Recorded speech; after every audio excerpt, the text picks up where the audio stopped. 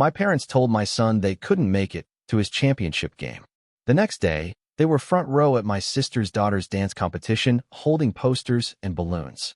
So I quietly canceled the $11,000 anniversary cruise I'd booked for them. By dinner, Mom had left 19 voicemails crying. 19 voicemails. That's how many my mother left the day I canceled her anniversary cruise. Funny, she couldn't find her phone when my son's championship game was happening. Let me rewind about 36 hours. Saturday, 7:14 a.m. Caleb is already awake. I know because I can hear the zipper on his gear bag going back and forth in his room, the sound of an 11-year-old who's been packed since Thursday but keeps checking anyway. Shin guards, cleats, extra socks, water bottle, the pre-wrap tape he puts on his wrists even though he's a midfielder and nobody knows why. He's had the same routine since you ate. Bag check, bag check, bag check. I'm standing in the hallway with a mug of coffee that's too hot to drink, listening to that zipper, and my phone buzzes on the kitchen counter. Text from my father. Roy, Mom's back is acting up pretty bad. Don't think we can make the game today. Tell Caleb we're sorry and we'll catch the next one. 7:16 a.m. Saturday morning. The regional championship. Caleb's team clawed through a 14-game season and 2 playoff rounds to get here. I told my parents 3 weeks ago. Called my mother personally. She said she'd be there. My father confirmed Tuesday. Thursday, my mother called to check the time, which felt like a good sign. And now Roy's back is the problem. Roy, who 2 days ago was apparently fine. I didn't reply. I stood there in the hallway with my coffee and listened to the zipper. Back and forth. Back and forth. Caleb came out of his room, carrying the bag on his shoulder. He was wearing the jersey already, number 8, tucked in, socks pulled up. He looked at my face. He reads rooms the way some kids read books. Sharp focus. No misses. Grandma and Grandpa aren't coming. He said it flat. Not a question, really. A confirmation. Grandpa's back is bothering him, I said. Caleb nodded. Okay. Went to the kitchen. Poured himself cereal. Sat down. Ate. Didn't bring it up again. He didn't bring it up because he's learned not to. That's the part that sat in my chest like a stone I couldn't cough up. My name is Marcus. I'm 34. Project manager for a mid-sized construction firm, which pays better than it sounds. My wife Jenna works as a paralegal. Caleb is our only kid. He's quiet. Not shy. Quiet. Processes things internally. Gets that from me, which means I recognize the machinery even when it's running silent. My sister Danielle is 31. She has a daughter named Lily who's 9 and does competitive dance. Danielle married Trevor 4 years ago, lives 20 minutes from our parents, and has somehow built a universe where Lily is the gravitational center of the entire family. I should say something before this gets any further. My mother wasn't always this person. When Caleb was 4, he fell off the back porch and split his chin open on the edge of a planter. Jenna was at work. I was in the garage. I heard the scream and came running, and there was blood everywhere, the way head wounds do, making it look catastrophic when it was really just 3 stitches. I called my mother in a panic. She was at our house in 9 minutes. She held Caleb in the back seat while I drove to urgent care, talking to him the whole way, not baby talk, just a steady stream of stories about a raccoon she'd seen in her garden that morning, totally made up probably, but Caleb stopped crying by the second traffic light. She stayed at the hospital until we were done.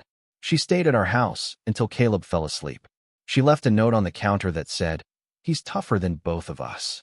That was my mother. That was the woman I booked an $11,000 cruise for.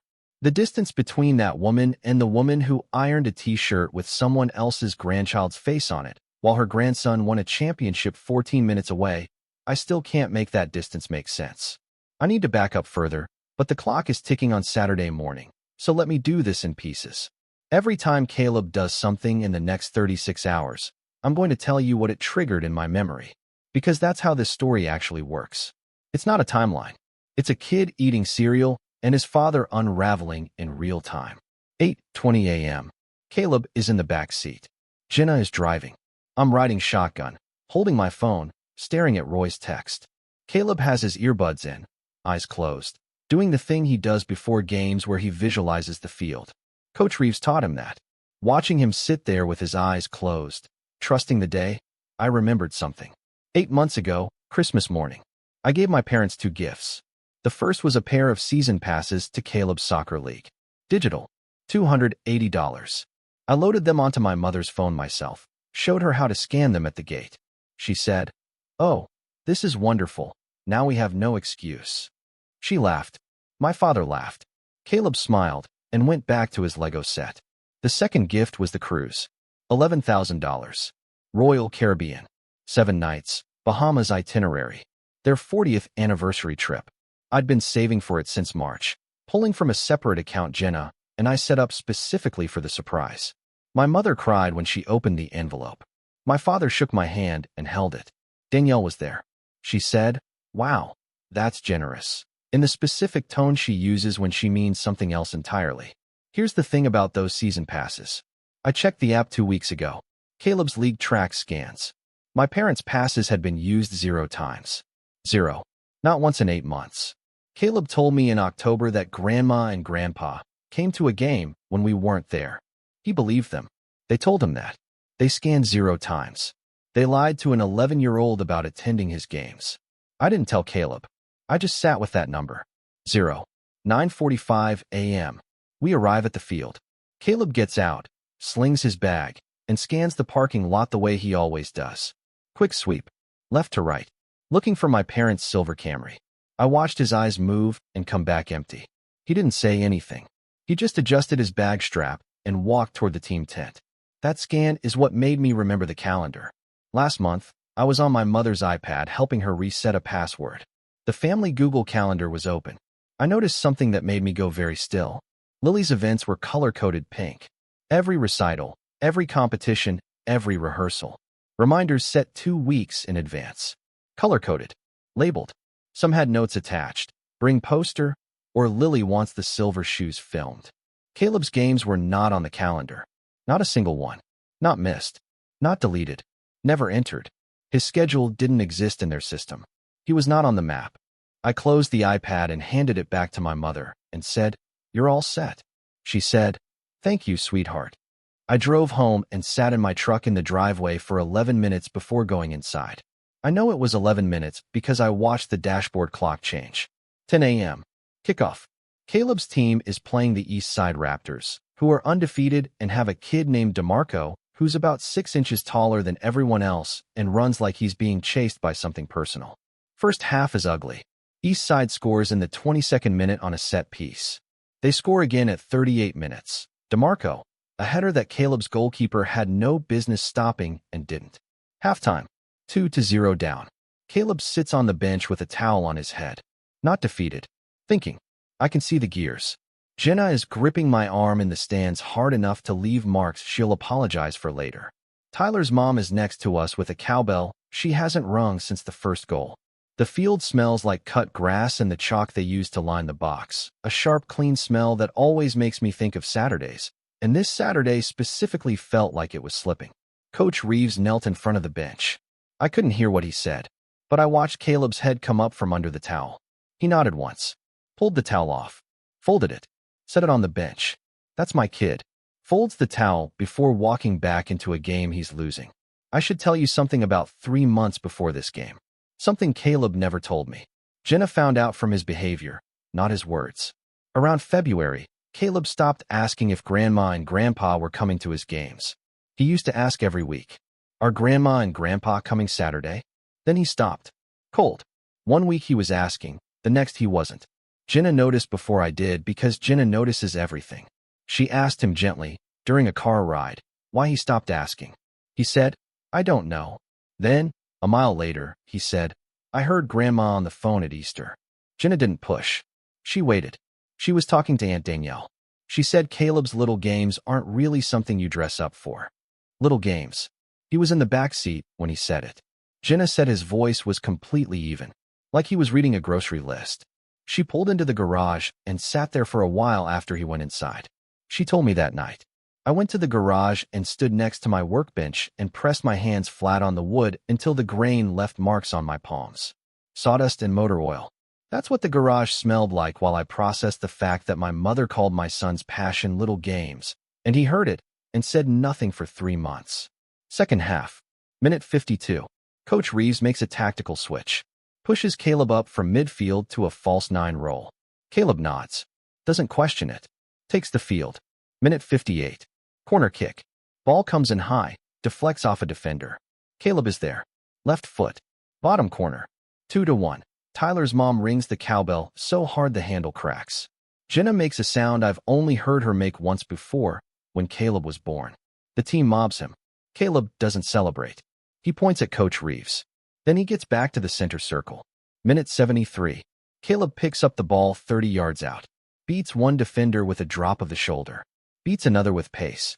Slides the ball past the keeper like he's done it 1,000 times in his head, which he has, in the back seat with his eyes closed.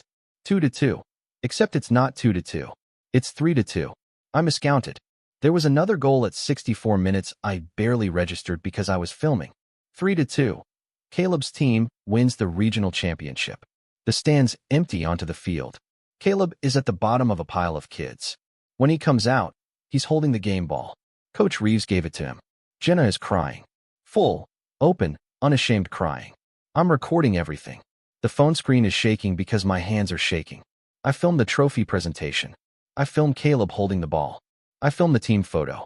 And in one clip, if you look carefully, you can see Caleb's eyes drift to the stands, to the spot where the silver Camry people were supposed to be sitting, and then drift back. 2 seconds. Maybe less. That night, 8:30 p.m., Caleb puts the game ball on his bedroom shelf. Next to it is a framed photo from 2 years ago, the last time my parents came to one of his games. Roy is holding a foam finger. Gail has her arm around Caleb's shoulder. Everyone is smiling. Caleb positions the ball carefully, right next to the photo. Lines them up. Doesn't say anything about it. I stood in his doorway watching him arrange a championship trophy next to the last evidence that his grandparents showed up. The shelf was a museum exhibit he was curating without knowing it. Now it's Sunday, 9:40 a.m. Caleb is eating cereal. Jenna is on the couch reading. I'm at the kitchen counter scrolling through my phone, looking at the game videos, thinking about sending some to my parents with a look what you missed energy that I'd never actually follow through on. And then I see it. Instagram. Danielle's story. Posted at 3:47 p.m. yesterday, while Caleb was scoring the winner. My parents. Front row at Lily's dance competition. My mother is in a custom t-shirt with Lily's face ironed on it. Homemade. She made a shirt. My father is filming on his iPad. They have balloons tied to the chairs. They have a poster, glitter letters, Go Lily, with stickers and ribbon. I swiped. More photos. My mother dancing in her seat. My father clapping. My mother hugging Lily backstage. A group shot. Gail, Roy, Danielle, Trevor, Lily in her costume. Everyone beaming. In one photo, my mother is holding Lily's face in both hands, the way she used to hold Caleb's after his chin stitches, and my throat closed up. Jenna told me something later that week that I should mention here, because it belongs in this moment, even though I didn't learn it until Wednesday. She'd visited my parents' house a month ago to drop off Roy's prescription refill. While she waited, she looked at the photo wall in the hallway. She'd seen it 100 times, but never counted. 14 framed photos. 11 are Lily. Dance photos, birthday photos, school photos. 2 are old family group shots from holidays. 1 is our wedding. 0 are Caleb alone. 0 are his soccer. His entire existence in that hallway is a background figure in group shots. She didn't tell me because she was still deciding how. No back problems. No pain. No can't make it. The dance studio is 42 minutes from their house. The soccer field is 14. I've clocked both. I put the phone face down on the counter. Slowly, like it was hot. Caleb looked up from his cereal. He watched me put the phone down. He watched my face do whatever it was doing. Was it Lily's dance thing? He said. Not looking up. He already knew. He already expected it. My 11-year-old son heard his grandparents couldn't come to his championship game, and his first instinct on Sunday morning, watching his father's face change, was to identify exactly what they chose instead. He didn't ask if they were at Lily's thing. He said, was it? Past tense. Confirmation. He'd already done the math. That's the moment I canceled the cruise. Not the photos. Not the lie. Not the glitter poster or the custom t-shirt or the 42-minute drive they made happily while 14 minutes was too far. It was my son sitting in front of a bowl of cereal, expecting to be second and being right. I went to the study, opened the laptop, pulled up the cruise booking. $11,000. Non-refundable deposit of $3,200 already paid. Remaining $7,800 due in 6 weeks. I called the travel agent, a woman named Connie who handled a corporate account for my firm. She owed me a favor from a conference booking I'd salvaged. She got me $8,200 back. I ate $2,800. I didn't care. I clicked confirm. Refund processing. Done. I closed the laptop and sat there. The study smelled like the leather chair Jenna bought me for my birthday. I could hear Caleb's spoon clinking against the cereal bowl through the wall. I sat there until the sound stopped. By dinner, the voicemail started. My mother found out through the cruise line's confirmation email. She and Roy were listed as travelers, so the cancellation notice went to her inbox too. Voicemails 1 through 4 were confused. Marcus, honey, I just got an email about the cruise. Can you call me back? I think there's a mistake. Voicemails 5 through 9 shifted. I don't understand why you do this. After everything we've done for you. Your father is devastated. This was our anniversary trip, Marcus. Voicemails 10 through 14 got angry. You know what? This is exactly like you. You've always used money to control people. Your sister warned us about this.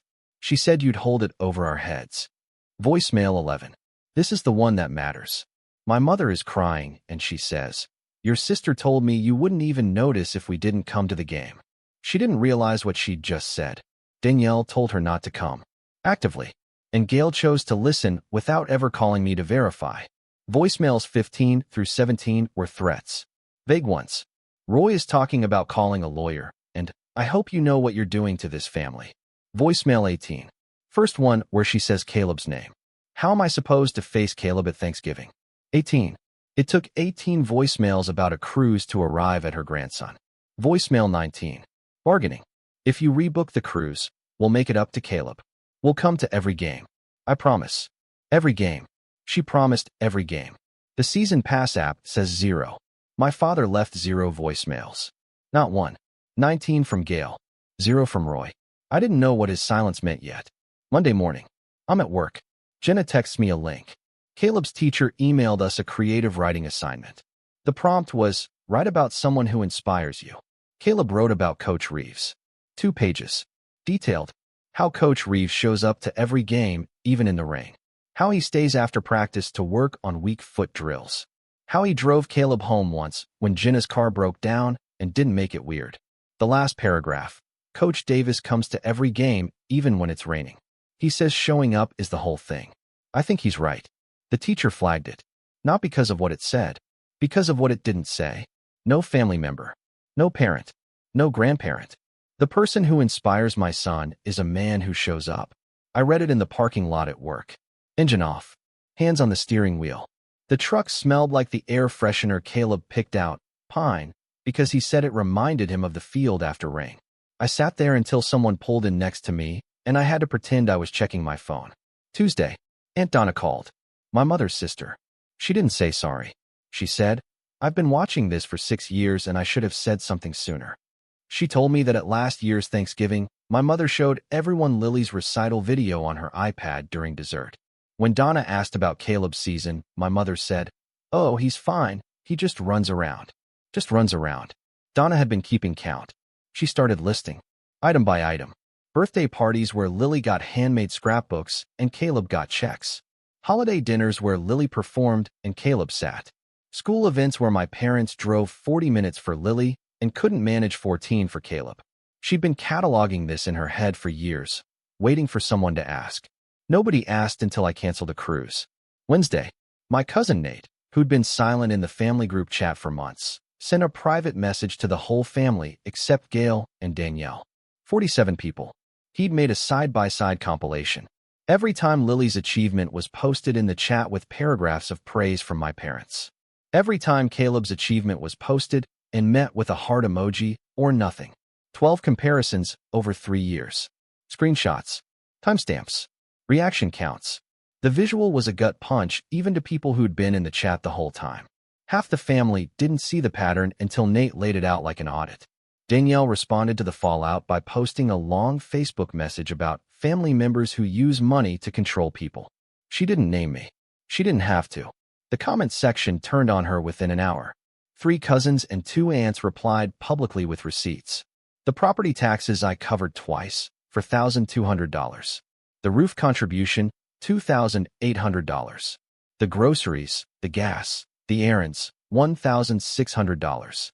The cruise, the season passes. One aunt wrote, Marcus has given more to your parents in 4 years than you've given in your entire adult life. Danielle deleted the post in 4 hours. Screenshots survived. My mother called Danielle's post brave. That word got back to me through Donna. Thursday, Jenna showed me something she'd been building for 3 years. A spreadsheet. She's a paralegal. She can't help herself. Every family event for the past 4 years. Date. Event. For Lily or Caleb. Attended by Gail and Roy. Yes or no. Excuse given if no. For years of data. The numbers were Lily's events attended by my parents, 34 out of 36. Caleb's events attended by my parents, 3 out of 41. 3 out of 41. Below that, a financial summary, $11,000, cruise. For $1,200, property taxes. $2,800, roof. $1,600, groceries and errands. $280, season passes and used. $850, birthday and holiday gifts to parents. Total from Marcus and Jenna to Gail and Roy, $20,730. Total from Danielle and Trevor, $0. Jenna didn't editorialize. She just handed me her phone with the spreadsheet open and went to fold laundry. I scrolled. The screen was cold and bright, and the numbers didn't argue. That same Thursday, something broke open. Trevor called me, Danielle's husband. We've always gotten along in the background, the two guys drinking beer on the porch while the family drama happens inside. He's an electrician. Talks slow. Means what he says. He was embarrassed. He said he had no idea Danielle had been scheduling Lily's events to conflict with Caleb's. Not some of them. All of them. For over 2 years. She had access to Caleb's game schedule because I shared it in the family group chat every season. She registered Lily for competitions on the same weekends, then told my parents they had to choose. My parents always chose Lily. Every time. Danielle made sure there was always a conflict, so there was always a choice, and she made sure the choice always went one direction. Trevor found the evidence on her phone. A note in her notes app titled Game Dates to Block. Just sitting there. Organized by month. He said he stared at it for about 5 minutes trying to think of an explanation that wasn't what it obviously was. There wasn't one. He didn't ask me to forgive Danielle. He said, don't judge Lily for this. She's 9. She doesn't know any of it. His voice cracked on 9, and I realized he wasn't just calling about my family. He was processing his own. He said he'd been having doubts about the marriage for a while. This was confirmation of something bigger. Something about who Danielle was when she thought nobody could see her phone. Then he told me about the Whisper campaign. Danielle had been telling my parents that I don't even care if they come to Caleb's games. That I prefer it to be just our family. She told my mother once, directly, at a lunch I wasn't at. He told me it makes him uncomfortable when you guys show up. He feels like you're judging his parenting. My parents believed it. Every word. Without ever picking up the phone and asking me. I sat on my back porch after Trevor hung up. It was getting dark. The neighbor's sprinkler was going. That rhythmic CHK sound that's supposed to be relaxing but wasn't. Part of me was furious at Danielle. Part of me was furious at my parents for being so easy to steer.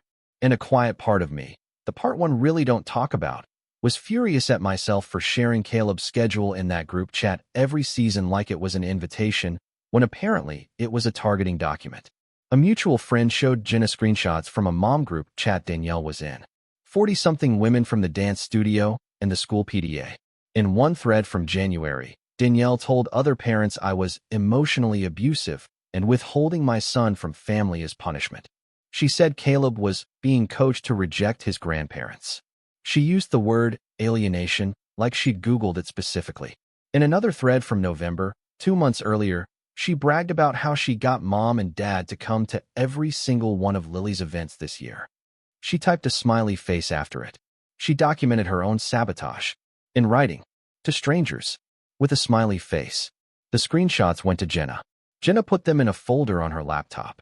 She labeled the folder insurance. She hasn't needed to open it yet. I hope she never does. But it's there.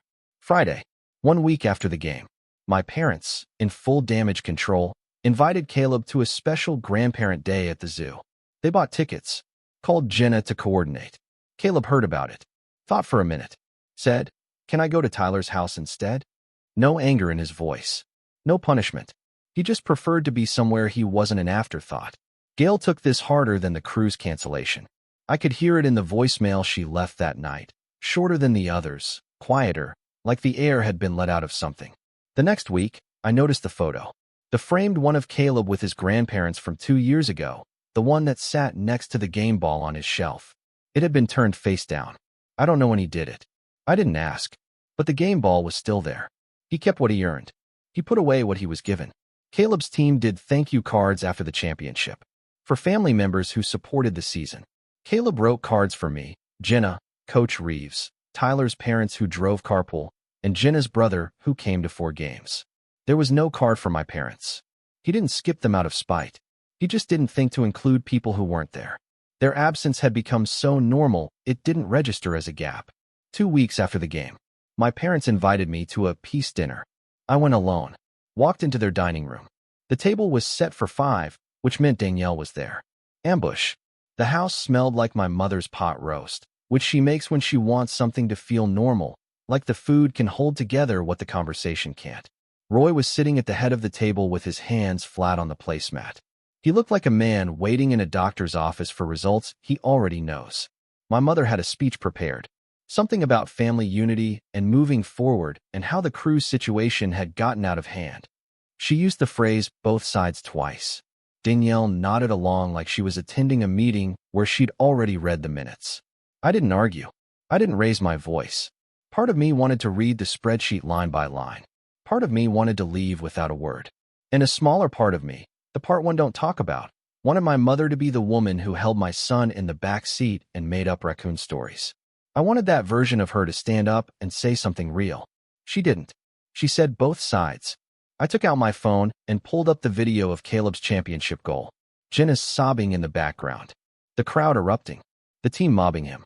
And at the end, 2 seconds where Caleb's eyes drift to the empty seats where a silver Camry's owners were supposed to be. His eyes move left to right.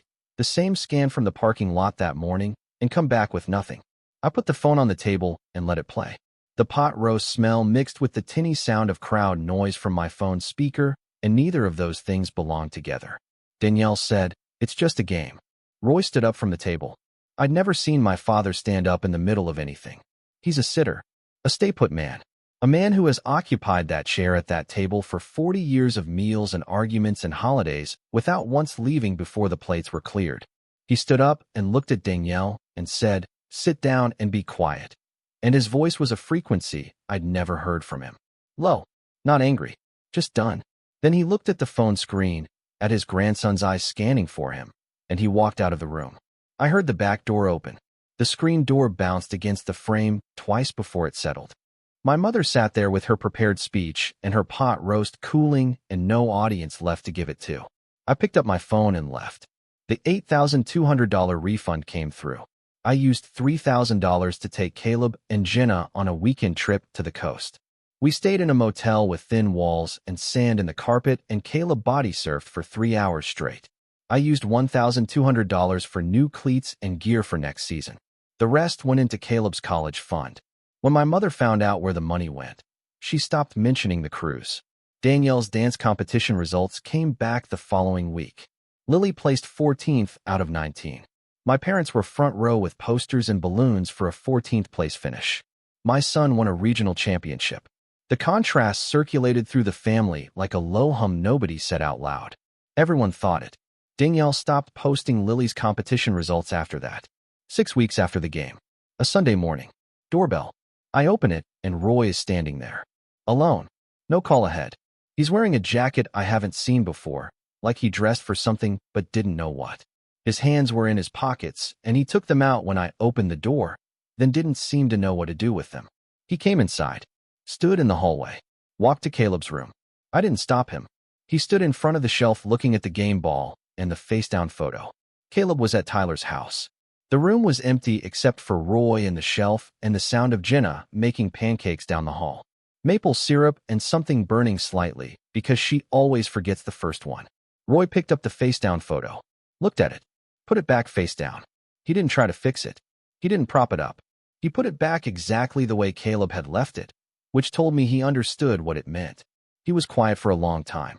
I leaned against the door frame and waited. The pancake smell got stronger. I could hear the batter hissing on the griddle. Then he said it. I was there for every one of your games. I don't know how I became the kind of man who wasn't there for his. 12 words. He wasn't talking about Caleb's games. He was talking about mine. 30 years ago. Every Saturday morning in a different parking lot. Roy with a lawn chair and a thermos, never missing one. Not even the games where I sat on the bench the whole time and cried in the car after. He showed up for me every single time. And then somewhere between then and now, he stopped being that man. And he didn't notice until a face-down photo in a kid's bedroom showed him what he'd become. He didn't ask for forgiveness. He didn't explain how Danielle steered things, or how Gail made the calendar, or how the years just kind of happened. He just stood there carrying his own version of this loss. And I realized his silence during the voicemails, the 0 calls while Gail left 19, was an agreement. It was a man who couldn't find words for a thing he'd done that he couldn't undo. I didn't say anything either. We just stood in a room where an 11-year-old had organized his shelf into a story about who showed up and who didn't, and we both read it. Things are different now. Not fixed. Different. Roy has come to 2 of Caleb's games since. He sits in the stands quietly. No posters. No balloons. He brings a lawn chair, the same kind he used to bring to my games, and he sets it up at the end of the bleachers where it's less crowded. After the second game, he waited for Caleb by the car. Didn't say much. Just told him his first touch was getting better, which it is, and Caleb said thanks and got in the back seat and put his earbuds in. Progress doesn't always look like a movie scene. Sometimes it looks like a man with a lawn chair and a kid with earbuds who aren't avoiding each other anymore. Gail hasn't come yet. She's working on it, which is the phrase people use when they mean they're waiting for the discomfort to pass without changing anything. She calls every Sunday now, which she didn't do before, but she talks about weather and recipes and doesn't mention Caleb's games, which tells me she knows the games are the wound and she doesn't know how to touch it yet. Or she's afraid that if she comes and Caleb doesn't care, that would be worse than not coming at all. I don't know which. Danielle and I don't speak. Trevor and I still do, occasionally, by text, about nothing important, which is its own kind of communication. He sent me a photo last week of a truck he was thinking about buying. I told him the mileage was too high. That was the whole conversation. Caleb is fine. He's playing fall league. His left foot is getting better. He still does the bag check, zipper back and forth, every game morning. He doesn't ask if grandma and grandpa are coming. He doesn't not ask either. He just packs his bag and gets in the car and does the visualization thing with his eyes closed. The question has left his routine entirely. I don't know if that's healing or something else. Last Tuesday, I was in his room putting away laundry. The game ball is on the shelf. Team signatures facing out, the ink starting to fade a little at the edges. Next to it, the photo of Caleb with his grandparents from 2 years ago. Still face down. Right where he put it weeks ago. I picked it up. Roy holding a foam finger. Gail with her arm around Caleb's shoulder. Everyone smiling. A game they showed up to. The frame was light, and the glass was clean because no one had touched it in a while. I put it back face down. Exactly the way he left it. His shelf. His decision. The photo weighs almost nothing. He put it face down anyway. Anyway, that's it. If you made it this far, appreciate you. Subscribe if you want, comment if you've got one. I'll be back.